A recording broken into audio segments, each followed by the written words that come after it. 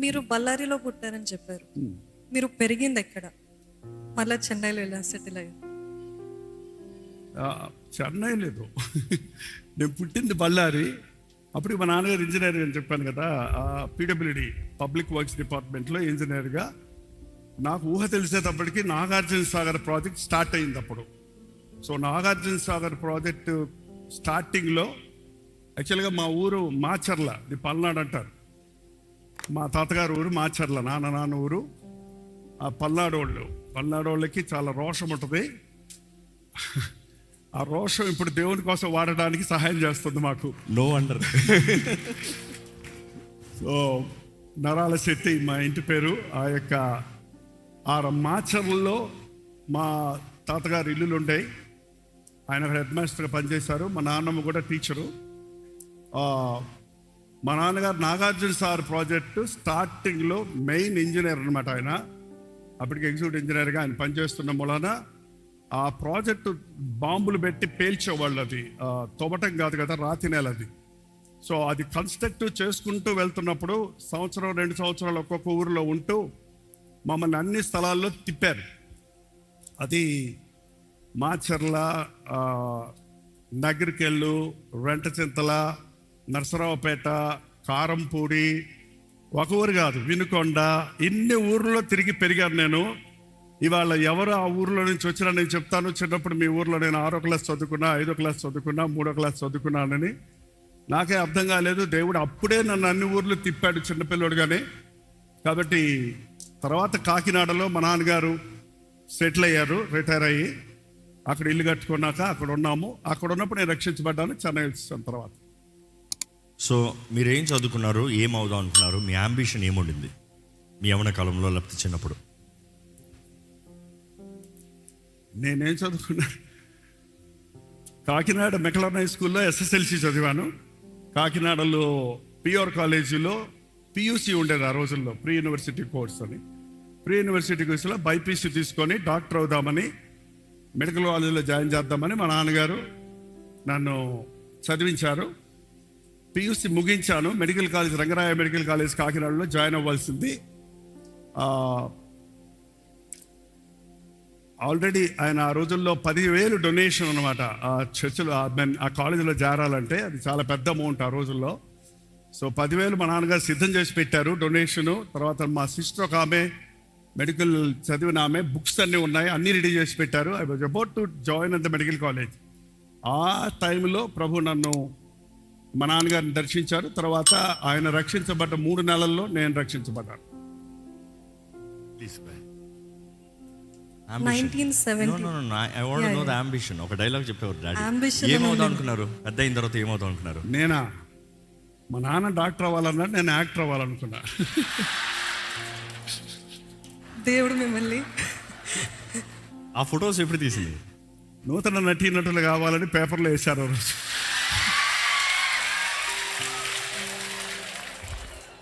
Sun 6 or 10 pictures అని చెప్తే ఇవన్నీ రకరకాల పిక్చర్స్ తీసి అవి పంపించాను. స్క్రీన్ టెస్ట్ రమ్మన్నారు. ఆ జంక్షన్లో కరెక్ట్గా ప్రభు నన్ను దర్శించాడు. సో మీరు యాక్టర్ అనుకున్నారు, తాతయ్య డాక్టర్ అనుకున్నారు, దేవుడు పాస్టర్ చేసేసాడు. సూపర్. 1970లో ఒక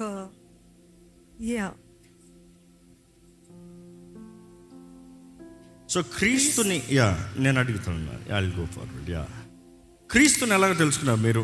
మీరు చదువుకున్న టైంలో, యాక్టర్ అవుదాం అనుకున్న టైంలో, ఆ పాయింట్ ఆఫ్ టైంలో ప్రభు పట్టుకున్నారన్నారు. So how did you know Christ? What brought you to Christ? అది ఎంత గొప్ప దేవుని ప్రణాళికని నేను తర్వాత అర్థం చేసుకోగలుగుతున్నాను. నా కోసం మా నాన్నగారిని రక్షణ నడిపించారు. మా నాన్నగారు చాలా డిసిప్లైన్డ్ పర్సన్, కానీ ఆయనకి చాలా దురభ్యాసాలు ఉన్నాయి. ఆయన చెప్పాను కదా, త్రాగుబోతుగా, జోతగాడిగా ఆ క్లబ్బుల్లో చేరి లంచాలు తీసుకుంటూ చాలా లగ్జరీస్గా పెంచాడు మమ్మల్ని. మాకు ఇంట్లో ఆ రోజుల్లోనే ఒక జీపు, కార్లు అన్నీ ఉండేవి. మేడ డబుల్ డూప్లెక్స్లో మేడల మీద ఉండేవాళ్ళు, ఇండివిజువల్ హౌసెస్లో. ఇంట్లో 4-5 నౌకర్లు ఉండేవాళ్ళు. చాలా కంఫర్టబుల్గా, లగ్జూరియస్గా ఉండేది. అంతా లంచం డబ్బులు. ఎన్ని గదులు ఉండేది అప్పుడున్న మేడ? అప్పటికి మేడ. ఇప్పుడు తర్వాత కాకినాడలో 24 రూమ్స్ ఉన్న ఇల్లు కట్టారు. 24 రూమ్స్. మాచర్లో మా తాతగారి ఇళ్ళకి ఇక్కడి నుంచి చూస్తే 9 గుమ్మాలు లైన్గా కనపడతాయి. అంత పొడుగు లోగిలు అంటారు ఆ రోజుల్లో. జస్ట్ ఒక అప్డేట్, జస్ట్ ఎందుకంటే చాలా మంది అనుకుంటారు మీ మినిస్ట్రీ తెలిసిన వారు ఏదో గుడిసెలో ప్రారంభించారు, సో గుడిసెలో నుండి ఇప్పుడు ధనవంతులు అయిపోయారు అనుకుంటారు. Just for kind information. విన్నారా ఎన్ని గదులు తాతయ్యకి? గుడిసెలో మేము ఎప్పుడు ఉండలేదు. పుట్టిన తర్వాత దేవుని సేవ కోసం గుడిసెలోకి వచ్చారు. So just clarity for many people here. అందుకని ఈరోజు అంటారు సూట్లు బూట్లు అంటే నాన్నగారు చెప్తా ఉంటారు నాకు ఎప్పుడు, చిన్నప్పటి నుండే సూట్లు వేసేవారంట. ఆ రోజుల్లో సూట్ వేసుకునేవాడి. మా నాన్నగారు సూట్ వేసుకునేవారు. వైట్ డ్రెస్ వేసుకుంటే ఆయన అందరూ చాలా ఎత్తైన మనిషి, చాలా ఎప్పుడు తిన్నగానే 80 సంవత్సరాలు వచ్చినా కూడా వంగలేదు. ఆయన దిక్టారుగా నిలబడేవాడు. ప్రభుని ఎరిగిన తర్వాత చాలా రోషం కలిగి దేవుని కొరకు జీవించి అనేక ఆత్మలు సంపాదించారు. ఆయన ఇంజనీర్లు, ఇంజనీర్స్ అందరినీ ప్రభు నడిపించారు. నెల్లూరులో పరిచర్య ప్రారంభించి ఆయన ఇంటిలో ఫ్యామిలీ ప్రేయర్గా ప్రారంభించి మా బ్రదర్స్ సిస్టర్స్ని కూర్చోబెట్టుకొని సండే స్కూల్ తీసుకొని పాటలు పాడుతుంటే ఫ్యామిలీ ప్రేయర్లో చుట్టుపక్కల వాళ్ళు వచ్చి కూర్చునేవాళ్ళు. 200 మంది 300 మంది ఒక సంఘం ఏర్పడిపోయింది ఇంట్లో. ఆ తర్వాత నెల్లూరులో పరిచర్య జరిగింది. ఇంతకు ఎలా మారారంటే మా నాన్నగారు ఆత్మహత్య చేసుకొని కాకినాడలో సముద్రంలో పడి వెళ్తామని వెళ్తున్నప్పుడు ఇలా మీటింగ్ జరుగుతుంటే, సరే ఎప్పుడు మా అమ్మగారు ప్రార్థన చేసేవారు, విశ్వాసం చెప్పాను కదా, కానీ బయటికి వెళ్ళటం అది ఎంత లేదు, ఇంట్లో మాత్రం ప్రార్థన చేసుకునేవారు. ఆమెకి దేవుని తండ్రి యొక్క విశ్వాసం వచ్చింది. సో ఆమె చెప్తున్న దాన్ని బట్టి సరే ఎలాగ చచ్చిపోతున్నాం కదా, ఇక్కడికి వెళ్ళి ప్రార్థన చేసుకొని చేస్తే మోక్షం దొరుకుద్ది నాకని లోపలికి వచ్చారట. మీటింగ్లోకి వచ్చి నేరుగా దైవ సేవడికి వచ్చి నా కోసం ప్రార్థన చేయండి, నేను చచ్చిపోవాలన్న నేరుగా చెప్పారంట. తెలియదు దాకా మాలే క్రైస్తవ పద్ధతులు తెలియవు. అంటే ఎందుకు చచ్చిపోవాలి, ఏమైంది నీకు అని అడిగారు. ఏమైంది నీకు, ఏమైనా ఉద్యోగం లేదా అంటే ఆమె గెజిటెడ్ ఆఫీసర్ని. మరి ఏంటి అప్పులు ఉన్నాయా అంటే లేదు నాకు ఆస్తులు ఉన్నాయి. మరేంటి భార్య బిడ్డలు లేరా? నాకు భార్య ఉంది, చక్కటి బిడ్డలు ఉన్నారు 8 మంది. మరి ఎందుకు నువ్వు ఆత్మహత్య చేసుకోవాలన్నా సమాధానం లేదు, నాకు బ్రతకాలనిపిస్తం లేదు అంటే, యేసు ప్రభు నీ కొరకు మరణించాడు, నువ్వు చావన అవసరం లేదని ఆయన మోకరింపు చేసి ప్రార్థించారు. ఆ రోజు పరిశుద్ధాత్ముడు ఒక అద్భుతమైన కార్యం చేశాడు. ఆ రోజులోనే ఆయన మారిపోయాడండి. మా అమ్మగారు ఎప్పుడు కూడా ప్రార్థన చేస్తూ నన్ను, అప్పుడే నేను కాలేజీలోకి వెళ్ళగానే కొంచెం దుష్ట స్నేహాలు, సినిమాలు అటు ఇటు తిరగటం మొదలు పెడితే అమ్మ చెప్పేది, నాన్నలాగా నువ్వు జీవితాన్ని పాడు చేసుకోకు, నువ్వు ప్రార్థన చేసుకో అని చెప్తే, చాలమ్మా నువ్వేమో ప్రార్థన ఎప్పుడు ముసుకేసుకొని ఏడుస్తూ ఉంటావు, నాన్నేమో శుభ్రంగా తిని తాగి తిరుగుతున్నాడు, జీవితం అంటే ఏం లేదు, ఎంజాయ్ చేయటమే, చచ్చిపోయిన తర్వాత ఏమవుద్ది ఎవడే తెలిసాడు వాదించేవాడిని. అప్పుడు అమ్మ ఒక రోజు అంది, లేదయ్యా నాన్నను దేవుడు మారుస్తాడు అని అమ్మ అన్న మాట నేను ఇప్పటికీ మర్చిపోలేనండి. నాన్న మారితే నేను మారుతానులే అని ఊతపదంలాగా అనేసాను నేను, ఎలాగ మారడనుకోని. కానీ అద్భుతంగా ఆ 2వ రోజు నుంచి కళ్ళారా చూశాను మా నాన్న మారటం. ఆ రోజే ఇంట్లో ఉన్న సిగరెట్ పెట్టెలు, బ్రాంతి బాటిల్ అన్నీ తీసుకొచ్చి నొప్పేసి కాల్చి అంటించేసి ఆ తర్వాత మోకరించి ప్రార్థన చేయటం మొదలుపెట్టారు. మమ్మల్ని అందరినీ 8 మందిని చర్చికి తీసుకెళ్లేవారు. గవర్నమెంట్ జీప్ వారగొడత నడిపించి తీసుకెళ్లేవారు.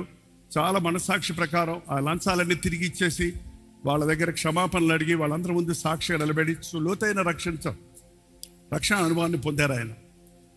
ఆ తర్వాత మా నాన్న మారాడు, బాగుందని సంతోషపడుతున్నప్పుడు వెంటనే జైపాల్ నువ్వు మారాలన్నాడు. నాకు భలే కోపం వచ్చింది. నువ్వు 40 ఏళ్ళు అన్నీ తిని తాగి ఎంజాయ్ చేసి నువ్వు మారావు, నేను ఇంకా బ్రాంతి ఎట్టుంటుందో, విస్కీ ఎట్టుంటుందో, ఈ గోతులు ఏముందో, ఆ గోతులు ఏముందో, ఈ పాపంలో ఏముందో, లోకంలో ఏముందో నేను ఏమి అనిపించలేదు. అప్పుడే నన్ను సన్యాసం పుచ్చుకుంటామా అంటామని మా నాన్న మీద తిరగబడేవాడిని. ఒక 3 నెలలు తిరగబడ్డాను, అంతకంటే ఎక్కువ నా చేతకాల. ఆయన ప్రేమ, ఆయన ప్రార్థన, ఆయన ప్రేమ. అంతకుముందు నన్ను నిలబడేవాళ్ళం కాదు, ఎదురు బొంగు తీసుకొని 10th క్లాస్ చదువుతున్నప్పుడు రోడ్డు మీద తరిగి కొట్టాడు నన్ను ఒకసారి. అలాంటి ఆయన రక్షించబడిన తర్వాత బతిమలాడేవాడు, ఏడ్చేవాడు. ఏడుస్తుంటే నాకు అర్థమయ్యేది కాదు. బతిమలాడితే ఎందుకని ఇంత రోషం ఏమైపోయిందని ఆశ్చర్యపడ్డాను. ఆ దేవుని మార్పు అంత గొప్పదని నేను కళ్ళారా చూసి గ్రహించాను. దేవుడు ఉన్నాడు, ఆయన యేసు ప్రభువే మారుస్తాడు. కానీ అప్పుడే కాదని వాయిదా వేశాను. 3 నెలలు నేను పోరాడాను, కానీ అంతకంటే మించి కుదరలేదు. ఒకరోజు నేను తొంగి చూశాను, మా నాన్న క్లబ్కి పోయేవాడు, సాయంత్రం నేను సినిమాకి పోయేవాడిని. ఆయన పోవటం లేదు, నన్ను పోనివ్వటం లేదు. ఏం చేస్తున్నాడో ఆయన అని చెప్పి లోపలికి తొంగి చూస్తే మోకరించి ప్రార్థన చేస్తున్నారు. బైబిల్ తెరిచి ఉంది, ముక్కమట కళ్ళమట కారుతా ఉంది, ఏడుస్తూ ప్రార్థన చేస్తున్నాడు. నేను కరెక్ట్గా తొంగి చూసేటప్పటికి, దేవా నా పాపములు నా జ్యేష్ఠ కుమారుడు ఒడిలో పడనీయకు, జైపాల్కి రక్షణ దయచేయని ప్రార్థన చేస్తుంటే భలే కోపం వచ్చింది నాకు. కానీ ఆ కన్నీరు ప్రార్థన అదే సంవత్సరంలో నన్ను రక్షణలో నడిపించింది.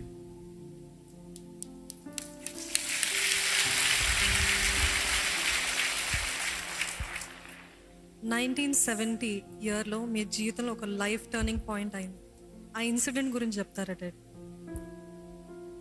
అదే ఆ సమయంలో బలవంతంగా చర్చికి వెళ్తుండేవాడిని, కానీ అది 1971 యాక్చువల్గా 70 సెప్టెంబర్లోనో నవంబర్లోనో నాన్న మారారు. 1971 ఫిబ్రవరిలో ఒక ఆదివారం మీటింగ్లో కూర్చొని ఉన్నాను. ఇలాగే అక్కడ ఒక సేవకుడు వచ్చాడు చెన్నై నుంచి. అప్పుడు ఓ యవనస్తుడు ఈ రాత్రి నువ్వు చనిపోతే ఎక్కడికి వెళ్తావు అని నా ఎంకే వెళ్ళి చూపించాడు. మా నాన్న అంతా చెప్పుంటాడు ఆయనకి, ఆయన తిట్టిస్తున్నాడు. అది నా మనసులో అనుకుంటే ఏం చేయమంటావు అని కసిగా మనసులో అనుకున్నా ఏం చేయమంటావు అనుకుంటున్నావా అంటున్నాడు ఆయన బలిపేట దగ్గర నుంచి. ఇదే రక్షణ దినము, ఇదే అనుకూలమైన సమయము. ఈ రోజే నీ హృదయాన్ని ప్రభువుకి ఇవ్వమన్న మాట కత్తుల్లాగా నా గుండెల్లో గుచ్చుకున్నాయి. అది సేవకుడి మాట కాదు, దేవుని మాట అనేది నాకు అర్థమైంది. ఆ రాత్రి అందరూ వెళ్ళిపోయిన తర్వాత, అది 1971 ఫిబ్రవరి 14వ తారీఖు సండే వచ్చింది. నేను క్యాలెండర్ వెనక్కి వెళ్ళి చూసుకుంటే అది సండే మీటింగ్, ఈవినింగ్ మీటింగ్ తర్వాత అందరూ వెళ్ళిపోయిన తర్వాత చర్చిలో ఉండిపోయి కాకినాడలో నేను ప్రార్థన చేసుకుంటా ఉన్నాను. చర్చిలో ఒక్కడనే ఉన్నాను. ప్రార్థన చేసుకుంటున్న సమయంలో దేవుడు మాట్లాడతాడు, తమ్ముడా నా సేవకుడు నన్ను నడిపించాడు, కొంచెంసేపు ప్రార్థన చేసుకో. ప్రార్థన రాదు నాకు, నేను ఏమన్నా తప్పు చేస్తుంటే క్షమించుకో, నువ్వు మార్చుకుంటే మార్చుకో. అది ఒక కేర్లెస్గా 2 మాటలు ప్రార్థన చేశాను. ఆ తర్వాత మాట్లాడతాడు అన్నాడని బైబిల్ తీసి చూస్తే ఒక వాక్యం ఉన్న మీద నాకు కళ్ళు పడ్డాయి. అప్పుడు బైబిల్ అంతా నాకు అసలు ఏం తెలియదు, ఒకసారి కూడా చదవలేదు. ఓబేద్యా గ్రంథంలో 4వ వచనం మీద నిన్ను చూడగా నీవు బొత్తిగా చెడిపోయి ఉంటివి. ఆ మాట మాత్రం నా కళ్ళ ముందు ప్రత్యక్షమైంది. వెంటనే బైబిల్ మూసి సంఖ్యలో బైబిల్ పెట్టుకొని వెళ్ళిపోతున్నా. పాస్టర్ గారు అడిగారు, ఏం బాబు దేవుడు మాట్లాడాడండి. ఏం మాట్లాడాడు? బొత్తిగా చెడిపోయారంటగా, చెడిపోయిన ఎలాగ పోతున్నా అన్నాడు.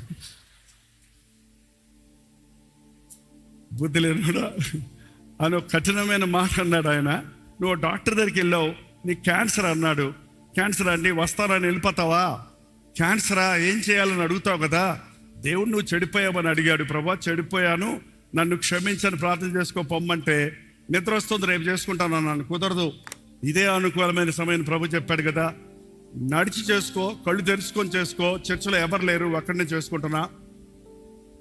అలాగే తెలిసి తెలియని ప్రార్థన చేస్తున్నాడు. పరిశుద్ధాత్మ నన్ను పట్టుకున్నాడు. నాకు తెలియకుండానే లోతైన ప్రార్థన చేయటం మొదలుపెట్టాను. 1:15 అవుతుంది. ఆ సమయంలో నడుస్తున్నాను చర్చిలో. ఆ మూల నుంచి ఈ మూలకి, ఒక మూల నుంచి గొప్ప వెలుగు ప్రకాశించింది. ఆ వెలుగులో సిలువలో వేలాడుతున్న ప్రభు యొక్క దృశ్యం నాకు కనబడింది. ఆ వెలుగులో నుండి నీ కొరకు నేను ప్రాణం ఇచ్చాననే మాట నాకు వినబడింది. ఆ మరుక్షణంలో నేను కింద పడిపోయాను. తెల్లవారి 8:30 వరకు నా పాపాలు ఒప్పుకుంటూ ఆ రాత్రి అంతా ప్రార్థనలోనే ఉన్నాను. నేను కళ్ళు తెరిచేటప్పటికి ఆ రక్షణానందం అనేది నేను ఎలా మాటలతో చెప్పడం కుదరదు, అది అనుభవిస్తేనే తెలుస్తుంది. ఆ రోజు నన్ను రాత్రి ప్రభు దర్శించాడు. అది 15వ తారీఖు ఉదయం 8:30 కల్లా దేవుడు నీ దోషానికి 2 అంతలు నేను చెల్లించాలని వాగ్దానం ఇచ్చాడు. ఆ రోజు నుంచి ఈ రోజు వరకు నా కొరకు సిలువలో ప్రాణం పెట్టిన ప్రభువును తప్ప మరి దేనిని నేను ప్రేమించటం లేదు. ఆ కలువరి దృశ్యం నా బండ గుండెను బద్దలు కొట్టింది కనుక ఆ కలువరి అంటే నాకు ఇష్టం. ఆ కలువరిని నేను మరువలేను.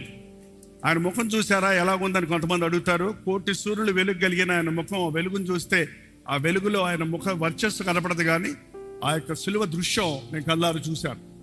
ఆ రోజు నా జీవితం మారిపోయింది. ఆ రోజు నుంచి ఇప్పటి వరకు దేవుని కృపలో ఆయన సాక్షిగా ఉండగలుగుతున్నాను.